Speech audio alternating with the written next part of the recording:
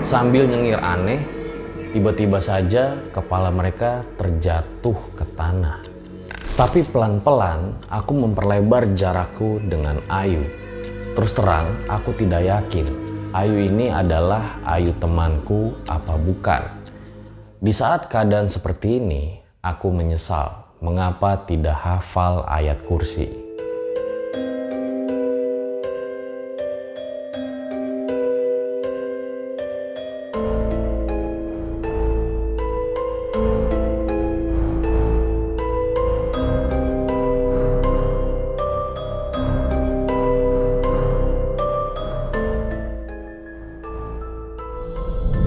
Om Mamat, obrolan malam Jumat. Kembali lagi bersama gua Fajar Aditya. Kali ini di Om Mamat Season 2. Terima kasih buat kalian yang sudah mengklik video ini. Nggak terasa, tahu-tahu RJL sudah mencapai 300.000 subscriber aja. Gue ingin mengucapkan kepada kalian, wow, it's an honor for us. terima kasih banyak buat kalian yang udah selalu support RJL. Gue doakan agar kalian selalu diberikan kesehatan dan juga kesuksesan dalam setiap aktivitasnya. Jadi di episode kali ini, banyak banget yang request kita untuk menceritakan cerita teror mistis dua pendaki cowok dan cewek di Gunung Ciremai. Jujur memang sebelum Om Mamat Season 2 ini gue udah baca cerita itu dan kita udah berunding tim RJL akan mengangkat cerita ini di salah satu episode Om Mamat Season 2. Teror dua pendaki? Lu ngomong apaan sih, Bang? Tenang-tenang buat kalian yang belum tahu, nih gue jelasin buat kalian. Jadi ada sebuah postingan di Facebook oleh Edge Mountain dan postingan tersebut menceritakan tentang kisah dua orang pendaki yang mendapatkan sebuah teror di Gunung Ciremai. Dan hal ini ternyata di dalam cerita disebutkan ada hubungannya dengan kesalahan yang dilakukan oleh pendaki wanita tersebut. Dan cerita ini ternyata menjadi viral. Gue sendiri terus terang udah baca cerita ini dan jujur ceritanya serem banget, parah, wadaw. Jadi buat kalian yang penakut gue rasa mending lu skip aja video ini karena memang Fun fact yang berhubungan dengan cerita ini adalah kita sudah melakukan kontak langsung dengan sang empunya cerita. Akan tetapi karena kesibukan pekerjaan beliau yang kita tidak tahu sampai kapan, makanya kita diizinkan untuk menceritakan kisah ini.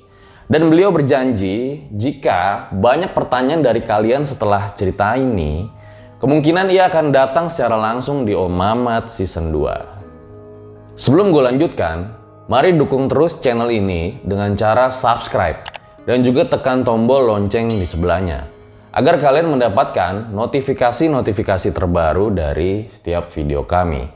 Selamat menyaksikan.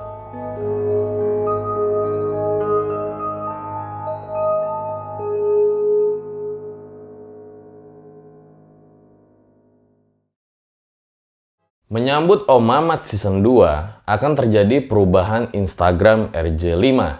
Sekarang akun resmi kita hanya dua, yaitu @rj5.official dan @therealaditya. Jangan lupa di follow guys.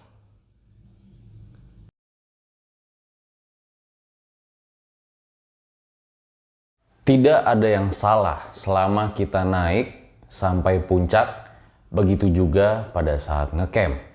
Masalah baru muncul menjelang kita turun. Di pos Pangasinan, Ayu hates. Setelah memasang pembalut, kita langsung turun. Pamit sebentar dengan pendaki Wonosobo, walau mereka menyarankan agar kita ngecamp semalam lagi. Karena memang hari sudah mulai sore. Akan tetapi karena besok kita berdua kerja, jelas hal tersebut tidak mungkin. Masuk hutan lagi, Ayu berjalan di depan. Aku berjalan di belakangnya untuk mengawasi.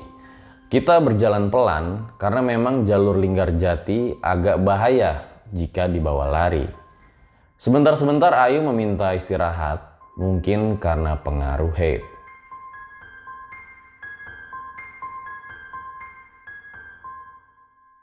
Keanehan mulai terjadi ketika kita melewati pos Sangga Buana. Kami tidak bertemu satu pendaki pun yang sedang naik. Padahal, ramainya pendaki menjadi alasan kami berani turun walau sudah kesorean. Jam 5 sore kita sampai di pos Batu Lingga. Ada sedikit tanah lapang untuk kita istirahat. Di sini kita memasak mie dan menyeduh kopi. "Gimana Di? Udah sore banget. Ngecamp lagi apa gimana?" kata Ayu. Walaupun mukanya jelas dan capek, tapi aku mengatakan, "Lanjut aja lah, sekalian capek." Setelah di rumah, barulah aku tahu kesalahan fatal dibuat di sini dan di Sangga Buana. Ayu bercerita, waktu di Sangga Buana, dia sebel banget. Karena sebentar-sebentar harus berhenti ngasih jalan pendaki yang mau naik. Dan dia pun sempat ngomel. "Andai nggak ada yang naik lagi, enak nih turun, jadi nggak keganggu." Entah kebetulan atau tidak, memang benar kami tidak bertemu dengan pendaki lain sama sekali. Kesalahan kedua, dan ini paling fatal. Di Batu Lingga, Ayu membuang bekas pembalutnya ke rimbunan semak.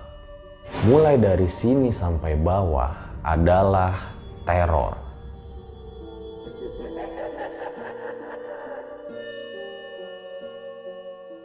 Kami beres-beres peralatan, packing ulang.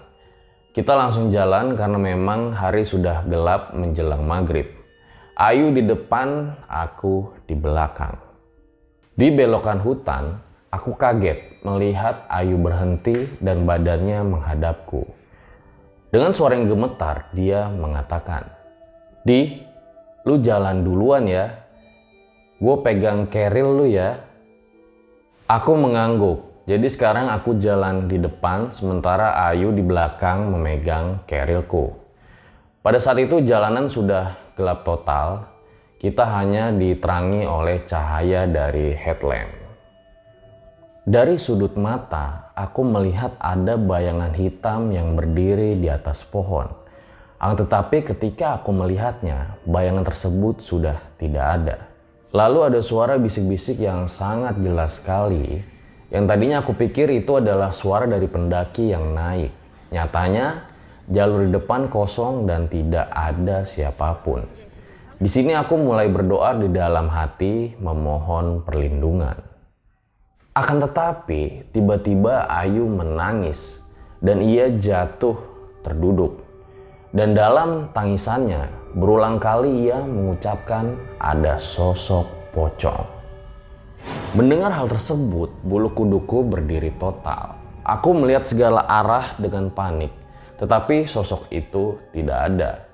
Aku membujuk Ayu untuk melanjutkan perjalanan sambil mengingatkan dia jangan lupa untuk berdoa.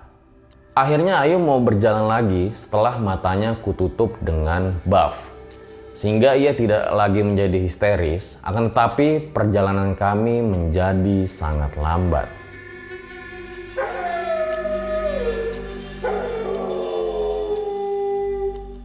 Sepanjang jalan aku masih terus melihat sekelebat bayangan-bayangan hitam dan terkadang semak-semak yang bergoyang sendiri. Dan telinga ini juga mendengar suara-suara Sunda yang entah aku tidak mengerti artinya. Badanku gemetar ketika aku melihat ada sebuah bayangan sedang jongkok di bawah pohon di ujung jalur. Dan kali ini bayangan tersebut tidak menghilang. Aku istighfar semakin kencang dan Ayu memegang erat tanganku.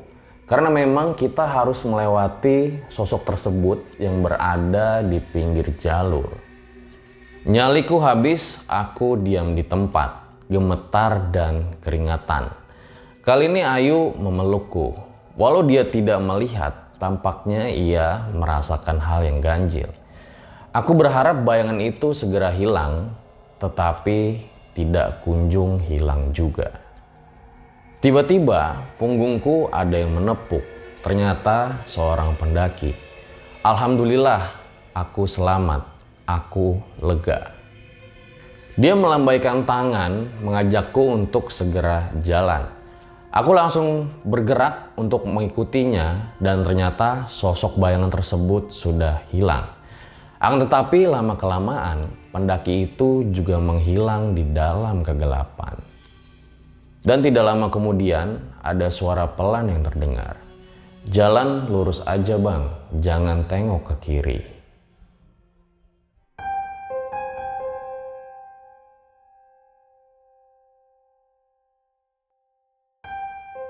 Aku dan Ayu masih terus berjalan pelan. Teror nyata bercampur halusinasi membuat mentalku semakin lemah. Sedetik yang lalu, aku melihat ada tangan yang keluar dari tanah. Ternyata itu hanya akar. Dalam keadaan ini, akhirnya aku ambruk. Terdengar suara istighfar pelan dari mulut Ayu. Aku terbangun ketika ada air segar di mulutku. Dan ternyata Ayu yang menuangnya.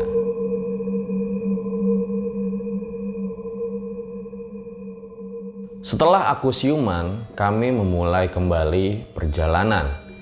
Keadaan sekarang terbalik. Karena tidak punya tenaga sisa, kali ini aku yang dipapah oleh Ayu. Kelebatan-kelebatan bayangan masih terlihat di pohon. Bahkan di suatu tempat, aku melihat ada kaki yang berayun-ayun. Tidak berani memastikan kaki itu punya siapa, aku hanya memejamkan mata. Setelah melewati turunan yang agak tajam, aku melihat di pinggir jalur ada tenda. Alhamdulillah aku lega sekali, akhirnya kami selamat. 3 orang tampak sedang mengelilingi api unggun dan 1 orang melihat kami. Dia melambaikan tangannya. Aku dengan gembira setengah teriak bilang kepada Ayu, "Yuk kita istirahat aja di situ, ngopi. Besok baru kita lanjutkan perjalanan lagi." Sambil menunjuk ke arah tenda. Tiba-tiba saja Ayu menamparku dengan keras dan dia berteriak dengan histeris, "Di, sadar di situ nggak ada apa-apa. Itu ada orang, yuk, ayo ke sana. Nggak enak udah dipanggil-panggil loh." 3 orang itu sekarang semuanya melambai-lambai memanggil. Ayu menamparku lebih keras sambil berteriak di kupingku menyuruh istighfar. Kali ini ketika aku menengok ke kiri, 3 orang pendaki tersebut sudah berjarak 1 meter di dekatku. Sambil nyengir aneh, tiba-tiba saja kepala mereka terjatuh ke tanah. Sambil cekikikan, kepala tersebut menggelinding ke arahku. Aku sangat ketakutan dan histeris, akhirnya aku lari meninggalkan Ayu. Dan tanpa aku sadar, ternyata Ayu sudah cukup jauh tertinggal denganku. Kakiku lemas, jantung berdegup dengan kencang. Mau kembali untuk menyusul Ayu lagi, tapi kelewat takut. Tapi tidak lama, akhirnya kulihat Ayu sedang berjalan turun. Hingga akhirnya ia menepuk pundakku dan langsung melanjutkan perjalanan. Di situ akhirnya aku mengikuti Ayu di belakang. Tapi pelan-pelan aku memperlebar jarakku dengan Ayu. Terus terang, aku tidak yakin Ayu ini adalah Ayu temanku apa bukan. Di saat keadaan seperti ini, aku menyesal mengapa tidak hafal ayat kursi. Aku berjalan dengan mata menatap ke bawah, dikarenakan di sekitarku ada penampakan di mana-mana. Jantungku serasa mau copot.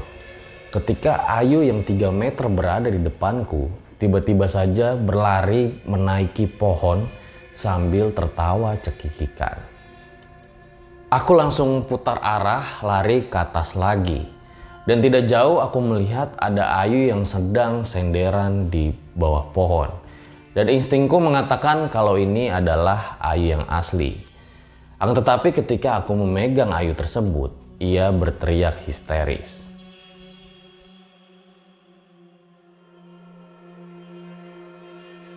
Dia menyuruh aku untuk pergi.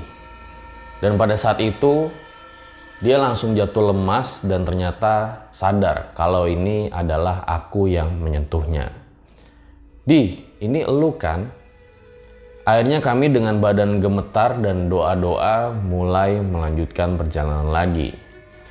Semua penampakan muncul pada saat itu.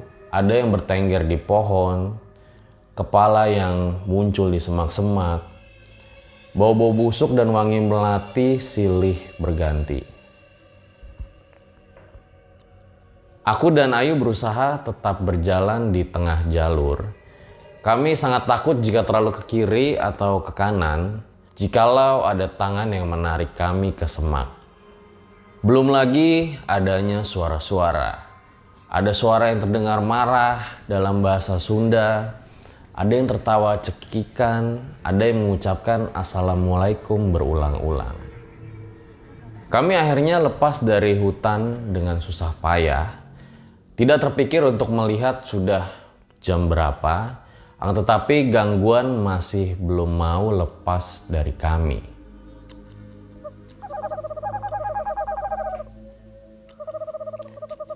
Lalu suara burung terdengar dengan jelas.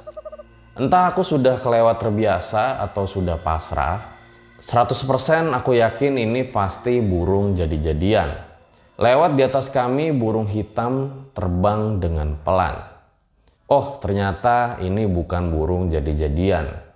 Ini hanyalah burung biasa. Aku lega selega-leganya. Aku mendengar Ayu istighfar dengan pelan, lalu jatuh pingsan.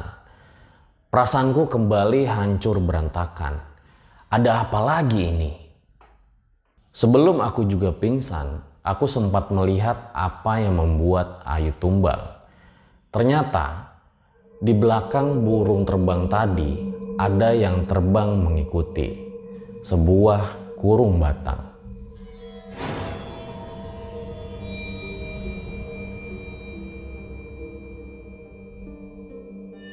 Aku terbangun di pos Cibunar, bingung dan antara setengah sadar kejadian semalam itu mimpi atau bukan. Badanku kembali gemetar mengingat kejadian tersebut. Beberapa orang di ruangan ini menyadari kalau aku sudah terbangun. Mereka langsung menghampiri. Yang satu membuatkanku teh panas manis, dan yang satu lagi duduk di sebelahku sambil mengusap-ngusap punggungku. "Diminum pelan-pelan aja tehnya, Jang," kata si bapak itu. Aku memperhatikan seluruh ruangan dan masih belum yakin kalau aku sudah selamat. "Pak, bagaimana dengan temanku?" tanyaku. "Ada di ruangan sebelah, tidak apa-apa," kata bapak tersebut. Aku lalu menceritakan semua kejadian yang kami alami sampai akhirnya kami pingsan. Bapak itu mendengarkan dengan tenang sekali, nampak tidak terkejut sama sekali. Asap rokok sesekali mengepul dari bibirnya. Semua yang kuingat kuceritakan, kecuali kejadian Ayu membuang pembalutnya di semak.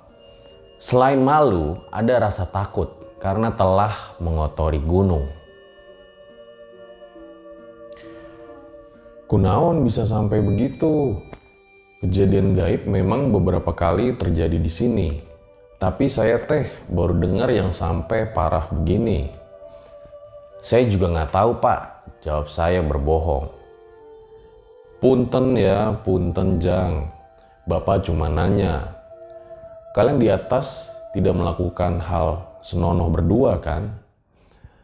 "Astagfirullah Pak, tidak. Saya sama Ayu cuma temen. Kita juga bawa tenda masing-masing." Bapak itu masih menatapku dengan pandangan tidak yakin. Tapi memang itu kenyataannya. Aku dan Ayu sepakat untuk tidur di tenda masing-masing. Ayu membawa tenda satu orang yang sering kuejek sebagai tenda orang mati, dan aku membawa yang lainnya.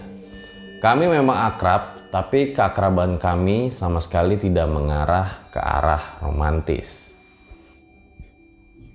Ya udah, kamu istirahat aja dulu sebentar. Nanti kalau ada yang bawa lauk dari bawah, kamu langsung makan aja.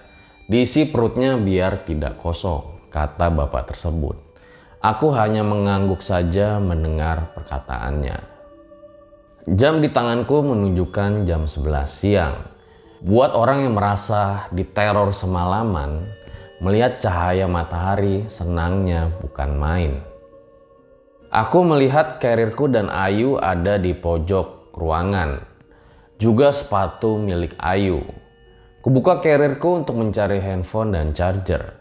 Tapi pada saat itu, ku dengar suara erangan dari Ayu. Bulu kuduku kembali merinding mendengar suara tersebut. Apakah cobaan ini belum selesai? Aku memberanikan diri melongok ke ruangan sebelah. Hatiku langsung menelos melihat keadaan Ayu. Satu orang ibu-ibu sedang memijit kening Ayu sambil komat kamit. 3 orang lainnya memegangi tangan serta kakinya. Ayu sendiri sedang berontak hebat berusaha melepaskan diri. Badannya dilentingkan ke bawah dan ke atas dengan brutal. Kakinya berusaha menendang orang yang memeganginya. Matanya merah melotot hingga nyaris keluar. Ketika dia melihatku, Ayu tertawa mendesis mirip ular lalu berteriak histeris. Aku syok melihat keadaan Ayu dan hanya bisa berdiam diri di tempat. Bapak tersebut kemudian kembali menghampiriku dan menyuruhku meminum air teh yang tadi. Jangan ke situ Jang, di sini aja, kata si bapak. Itu temanku Pak, sambil aku tidak bisa melanjutkan kata-kataku. Sebentar lagi, udah nggak apa-apa, di sini aja, kata bapak tersebut menenangkanku.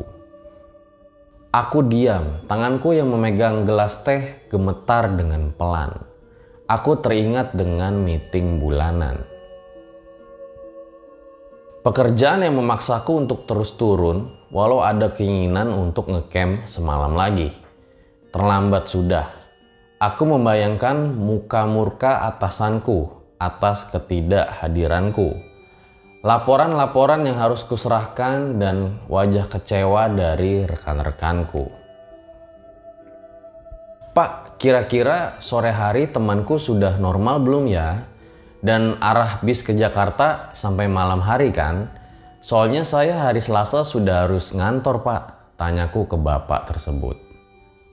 Si bapak menjawab ringan tapi sungguh membuatku terkejut. Sekarang teh hari Rabu Jang. Mendengar hal tersebut, aku sungguh terkejut. Jadi maksudnya aku pingsan selama 3 hari.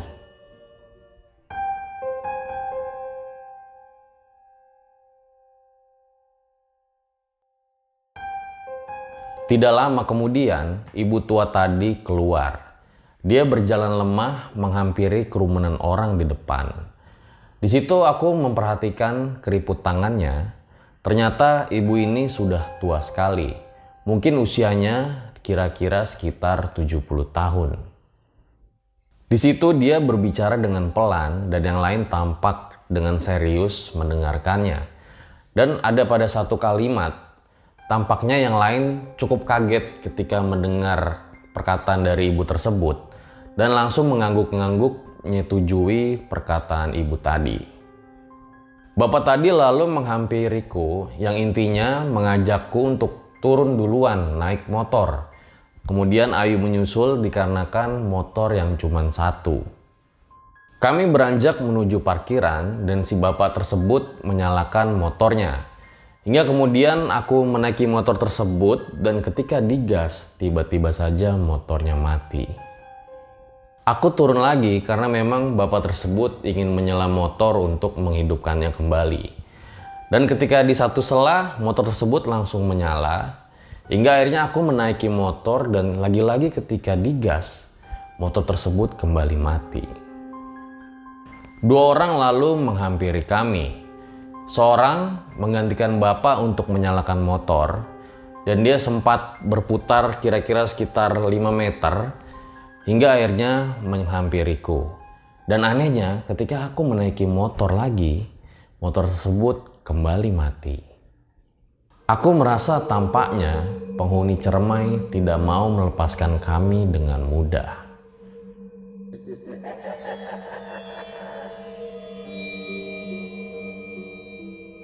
Akhirnya jam 4 sore bapak tersebut memanggilku untuk masuk, dan di dalam sudah ada ibu tua tadi.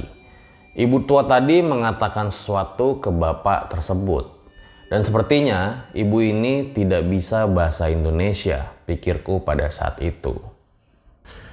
Jang, si emak udah berusaha, tapi setan yang masuk ke tubuh temen si Ujang ada banyak. Dikeluarin satu, yang lain malah masuk, dan begitu terus. Kemudian ada satu makhluk yang emak sendiri nggak bisa ngeluarin. Bentuknya seperti ular bertanduk. Makhluk itu sepertinya dendam sama temen si Ujang, karena temen si Ujang udah lancang ngotorin rumahnya. Jadi temen si Ujang ini katanya mau diambil, mau dikawinin. Mendengar hal tersebut, aku benar-benar panik. Pak, tolong pak, bilangin, saya minta maaf. Tolong pak, tolong bu. Sambil aku benar-benar meratap mendengar hal tersebut. Iya Jang, tenang, kata si emak. Makhluk ini juga nggak jahat. Dia maklum dengan kelakuan manusia pendaki. Tapi kelakuan temen Ujang udah benar-benar keterlaluan. Dia akan ngelepas temen si Ujang, tapi ada syaratnya, sambung si bapak. Apa syaratnya pak? Ujang malam ini harus naik dan ambil lagi kotoran yang kemarin dibuang temen si Ujang. Seluruh sendi di tubuhku langsung bergetar mendengar syarat tersebut. Pada saat itu, aku yang memang belum tentu 1 tahun sekali melaksanakan sholat, saat maghrib itu aku sholat dengan khusyuk. Aku sempat meneteskan air mata meminta perlindungan kepada Allah Subhanahu wa Ta'ala. Sehabis berdoa, si bapak yang mengimamiku berbalik badan ke arahku. Jang, nanti sehabis sholat isya langsung berangkat aja. Nggak usah takut, yang penting doa jangan putus. Aku cuma bisa diam dan mengangguk saja. Setan apa, tidak ada yang bisa mencelakakan Ujang selama Ujang mengingat Gusti Allah. Karena memang sebaik-baiknya tempat berlindung adalah kepada Allah Subhanahu wa Ta'ala, ujar bapak tersebut. Setelah isya, aku mulai mempersiapkan air mineral 2 botol untuk ke bawah. Begitu juga dengan headlamp dan senter. Semua siap. Ku tengok sekali lagi Ayu, dia sedang tertidur dan masih ditemani si ibu tua tersebut. Ibu itu pun tersenyum kepadaku, seakan-akan memberiku restu. Di luar aku sudah ditunggu si bapak, kemudian aku cium tangannya dan tidak lupa memintanya ikut mendoakanku. Lalu si bapak memberikanku bungkusan dari kain putih. Aku pun bertanya, apa ini pak? Kain putih ini berisi tanah merah yang nanti kamu lempar saja sebar di gubuk belakang condong amis. Kemudian ketika kamu menemukan apa yang kamu cari, taruh di bungkusan kain putih ini, ujar bapak tersebut. Setelah berusaha memahami maksud perkataan bapak tersebut, aku menarik nafas dalam-dalam. Semoga saja ketika barang yang mengotori gunung ini berhasil aku temukan, kesalahan kami dapat tertebus. Aku berangkat.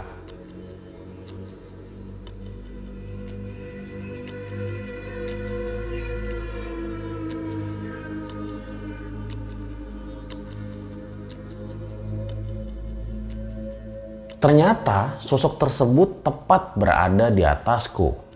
Wajahnya tertutup rambutnya yang acak-acakan. Tangannya penuh koreng dan nanah yang menjuntai. Pria tersebut mendekat dan berbisik kepadaku mengatakan, "Ia adalah penguasa Cermai."